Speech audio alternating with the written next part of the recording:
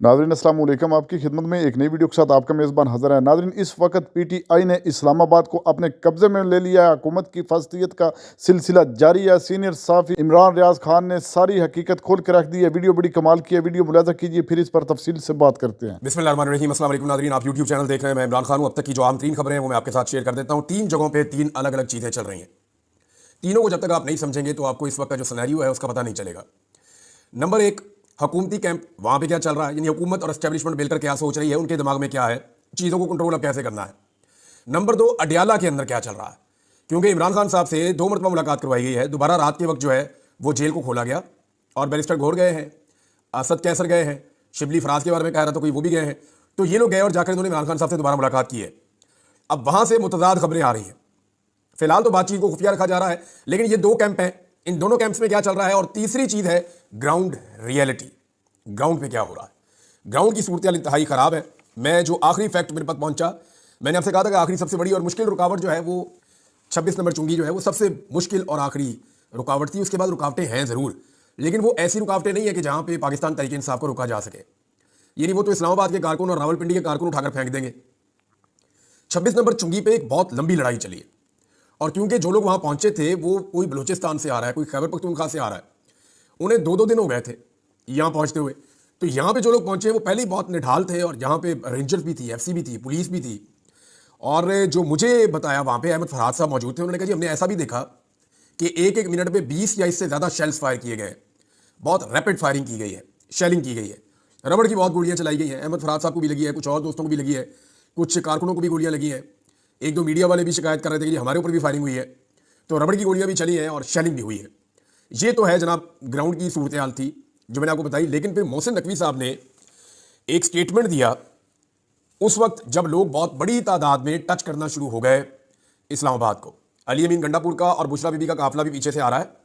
कुछ काफिले पहले पहुंच चुके हैं, सबसे आगे बलूचिस्तान के नौजवान हैं, और बाकी कुछ पंजाब से आने वाले लोग हैं। और खैबर पख्तूनख्वा का वो काफिला जो शाहिद खटक वगैरह के साथ आया था, ये लोग जो पहले आगे बढ़ गए थे, ये लोग वहां पहुंच गए। पिछले काफिले भी सारे आ रहे हैं। अगर लोगों की तादाद की बात करें तो अब ये उससे आगे निकल गया मामला, क्योंकि आज तक इतनी बड़ी तादाद में इस्लामाबाद में लोग पहुंचे ही नहीं। सिंपल आप ये कह सकते हैं कि इस्लामाबाद में आज तक जितनी दफा भी लोग आए, चाहे उन्हें इमरान खान खुद लेकर आए हो, ये उससे ज्यादा लोग इस्लामाबाद पहुंच गए हैं। और इमरान खान साहब की कॉल पे पहुंचे, लीडर मौजूद नहीं है, लीडर ग्राउंड पे मौजूद नहीं है, और उसकी कॉल के ऊपर इतनी बड़ी तादाद में लोग निकल आए हैं। नवाज शरीफ और शहबाज शरीफ अपना पूरा जोर लगा के, अपनी हुकूमत का पूरा जोर लगा के आसिफ अली जरदारी का हाथ साथ पकड़ के मौलाना फजलुर रहमान साहब को भी साथ मिला लें, ये नहीं कर सकते, ये कर ही नहीं सकते। बल्कि ये बंदे इकट्ठे करके उनको 2 से ज़रब भी दें फिर भी ये नहीं कर सकते, जितने बंदे पाकिस्तान तहरीक इंसाफ की आवाज़ पे आ गए। अब मोहसिन नकवी साहब ने एक एरियल व्यू लिया था, मुबैना तौर पर शायद इन्होंने लिया या इनके और सरकारी ऑफिसर्स थे, लेकिन ये बार बार जाते हैं, जाके ऊपर से देखते हैं हेलीकॉप्टर से। तो जो सूरत हाल है वो इनको हिला देने वाली। जो ड्रोन की फुटेजेज आ रही है वो तो किलोमीटरों तक ऐसे देखते हैं, तो इंसान ही इंसान है, गाड़ियाँ ही गाड़ियाँ हैं। तारीख का सबसे बड़ा काफिला चला हुआ और इस्लामाबाद की तरफ जा रहा है। सारी रुकावटें उन्होंने उखाड़ दी हैं रास्ते में से, हर चीज़ उन्होंने, वो आग का दरिया अबूर करके आए हैं, लेकिन वो पहुंच गए। अब जो फ्रंट पे लोग हैं उनमें बहुत बड़ी तादाद कबाइलियों की भी थी, जो 26 नंबर के ऊपर पुलिस को और रेंजर्स को हटाने की कोशिश कर रहे थे। साइडों से पाकिस्तान तहरीक इंसाफ आगे बढ़ना शुरू हुई दोनों तरफ से, लेकिन बात बन नहीं रही थी। फिर अलीमा खान साहिबा रावलपिंडी के क्राउड को लेकर, वहां के नौजवानों को लेकर 26 नंबर चुरंगी या तरनौल का इलाका जो उसकी बैक साइड से आई।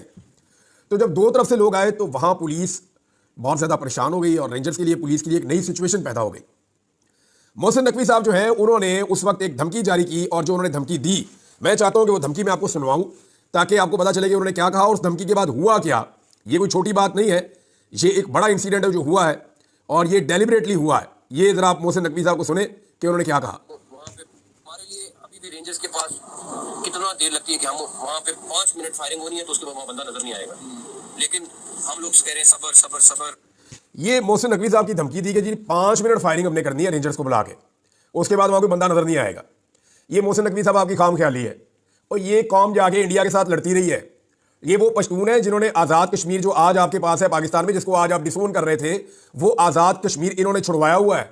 बुज़दिल थोड़ी है मोहसिन नकवी साहब, वो पाकिस्तानी है, दलेर लोग हैं। आप गोलियां चलाकर देख लें, गोलियां आपने मारी भी है। मोहसिन नकवी के इस स्टेटमेंट के बाद स्टेट फायरिंग होती है। ये जैसे ही मोहसिन नकवी का स्टेटमेंट आता है, मैंने तो इस पर ट्वीट किया कि ये तो कोई नॉर्मल आदमी कह ही नहीं सकता। बहुत सारे लोग ये अभी हैरान थे कि ये मोहसिन नकवी ने ये जबान किसकी बोली है, वो ये बात कर कैसे सकता है। अभी इस पे बात हो रही थी कि अचानक से खबर आती है कि स्टेट फायरिंग हो गई है पब्लिक के ऊपर उसी जगह पे जहां आखिरी बड़ी लड़ाई चल रही थी, और 20 के करीब नौजवान पाकिस्तान तहरीक इंसाफ ने मुबैना तौर पर रिपोर्ट की है, कुछ लोग इससे ज़्यादा बता रहे थे, उनको गोलियां लग गई।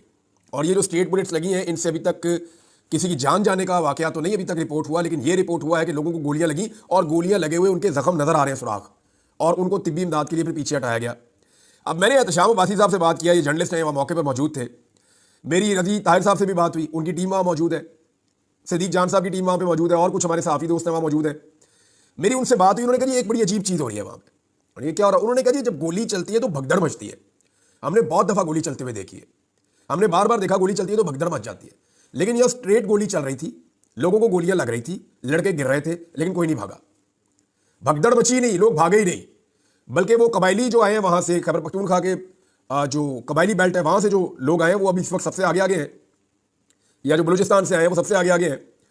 तो वो बहुत खुलकर कह रहे हैं कि बताओ इमरान खान किधर, अपने उधर जाना है। ये नहीं, उनको ये भी नहीं पता। और उनको बहुत सारे ऐसे लोग हैं, मुझे जर्नलिस्ट बता रहे थे, उनको जबान भी नहीं आती, वो कहते हैं उनको एक ही बात पता है कि इमरान खान है हमारा लीडर, हम उसको लेने आए हैं। वो दूसरी बात ही नहीं करते। उन्हें कोई डी चौक, वो कहते नहीं इमरान खान डी चौक में है, इमरान खान किधर है, हमने इमरान खान को लेकर जाना है। और वो बिल्कुल ना गोली चलने से वो घबराए, ना उन्हें किसी किस्म की परेशानी हुई।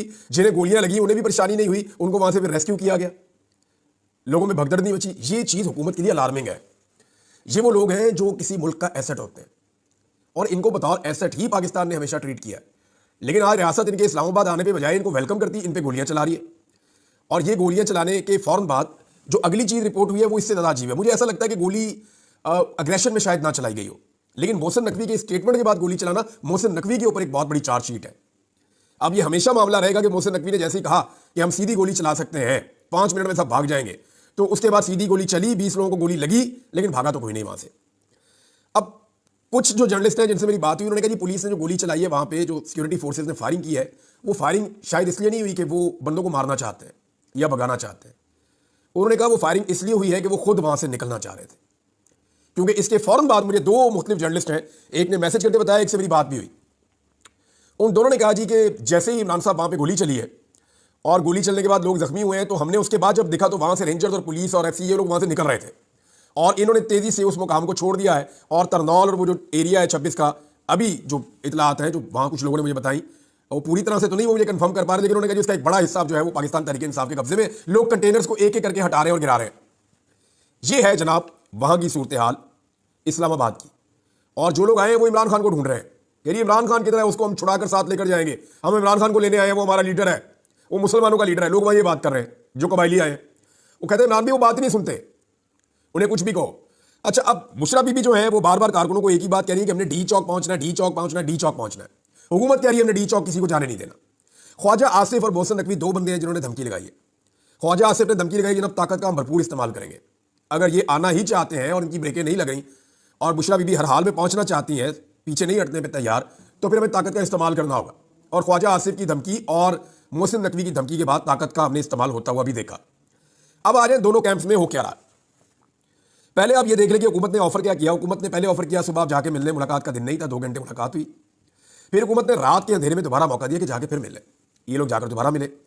लेकिन हुकूमत ने जो ऑफर दी है अब वो ये दी थी कि जनाब आप जाकर मिले और हम आपको जगह दे देते हैं संजानी में। संजानी वो जगह है जहां पे वो बहुत बड़ी मवेशी मंडी थी, जहां पाकिस्तान तहरीक इंसाफ को पहले जलसा इन्होंने करवाया, फिर पाकिस्तान तहरीक इंसाफ का मजाक उड़ाते थे। ये कहते थे मवेशी मंडी में मवेशी जाते हैं तो जाओ जी सारे उधर, मजाक भी उड़ाते थे उनका। हालांकि उन्होंने बड़ा तगड़ा जलसा वहां पे किया था, अली अमीन गंडापुर ने किया था। उस जलसे के बाद फिर अली अमीन गंडापुर साहब एक दफा गायब भी हो गए थे, आपको याद होगा। तो अब मामला यह है कि संजानी में कह रहे हैं आप वहां जाके अपना पड़ाव डाल लें, बहुत बड़ी जगह है, सारे वहां इकट्ठे हो जाएं, हम जो सुबह जो है वो फर्दर चीजें देखेंगे क्या करना है, कैसे होना है। लेकिन इस पे पाकिस्तान तहरीक इंसाफ के लोग अभी तक बता रहे हैं कि कोई आमादगी जाहिर नहीं हुई कि इस संजानी में जाकर बैठना है। मे भी इमरान खान साहब या पार्टी किसी नतीजे पे पहुंचे हैं, लेकिन हुकूमत की इसके अंदर चाल क्या है। हुकूमत सुबह अदालतों का सहारा लेगी, अदालतों में जाएगी और अदालतों में कहेगी देखिए जी आपने मना किया था, हमने उनसे बात की थी, वो फिर भी आ गए हैं, वो यहां पहुंचे हुए हैं, तो हम इनको कैसे टैकल करें। वो मामला को और तरफ ले जाएगी हुकूमत, और वो इसको एक डील की तरह की शक्ल देने की कोशिश करेगी ताकि इमरान खान साहब का जो एक नैरेटिव है उसको नुकसान पहुंचे। दूसरी तरफ जो इतलात आ रही है, कुछ लोग ये बड़े वसूख से कह रहे हैं, मैं अभी आपको कंफर्म नहीं कर सकता, कि इमरान खान ने फिलहाल यही कहा कि डी चौक पहुंचो, संजानी को छोड़ दें। वैसे भी अब जो 26 नंबर चुंगी है वो क्रॉस हो गई मुबैना तौर पर, और अगर वहां कोई मज़ामत रह गई है तो वो इतनी बड़ी है नहीं, और इससे आगे वाली जो रुकावटें हैं वो इतनी तगड़ी नहीं है कि जिनको अबूर ना किया जा सके। तो हुकूमत के कैंप में अभी भी वो ये सोच रहे हैं कोई साजिश करके किसी तरह से भी पाकिस्तान तरीके इंसाफ को वापस भिजवाया जाए और एहतजाज के इस मोमेंटम को तोड़ दिया जाए, क्योंकि हुकूमत ये जानती है कि अगर आज ये लोग वापस चले गए तो इनको वापस आने में महीने लग जाएंगे। महीने नहीं तो कम से कम 1-2 महीने हुकूमत को मिल जाएंगे, और 1-2 महीने बाद सूरतों में बहुत होते हैं। इंटरनेशनल प्रेशर इस वक्त अपनी पीक पे है। इतना इंटरनेशनल प्रेशर इससे पहले कभी नहीं था। जो ओवरसीज पाकिस्तानियों ने कर दिया है वो पाकिस्तान का नहीं, वर्ल्ड रिकॉर्ड बना हुआ है।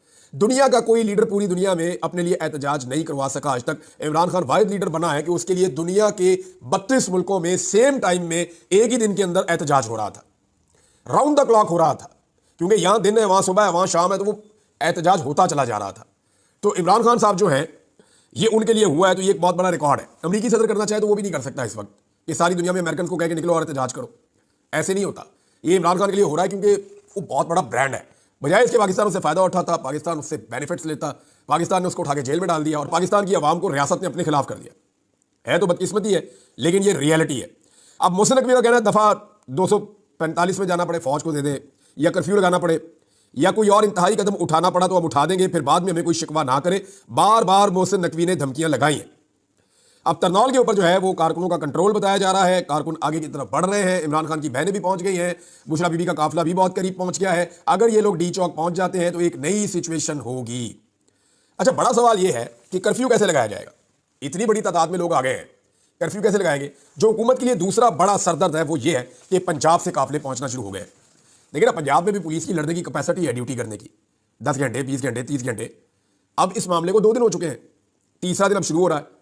अब सारी सड़कें तो बंद रखी नहीं जा सकती, बहुत सारी खुल भी गई है, तो लोग धीरे धीरे निकल रहे हैं, 4-4, 6-6, 10-10 करके, 5 गाड़ियां, 4 गाड़ियों का काफिला, लोग निकल रहे हैं और इस्लामाबाद की जानिब जा रहे हैं। अब ये जो पंजाब से एक मूवमेंट चल रही है, तमाम शहरों से आहिस्ता आहिस्ता लोग इस्लामाबाद की तरफ आ रहे हैं, ये आने वाले 1-2 दिनों में तादाद बहुत बढ़ जाएगी। और अगर इमरान खान साहब किसी सूरत में अदालतों से जमानत मिलने की सूरत में बाहर आ जाते हैं तो फिर वो तारीख का सबसे बड़ा जलसा भी कर देंगे। लेकिन मामला यह है कि इस वक्त पाकिस्तान की रियासत, एस्टेब्लिशमेंट, हुकूमत कोई भी इमरान खान साहब पे एतबार।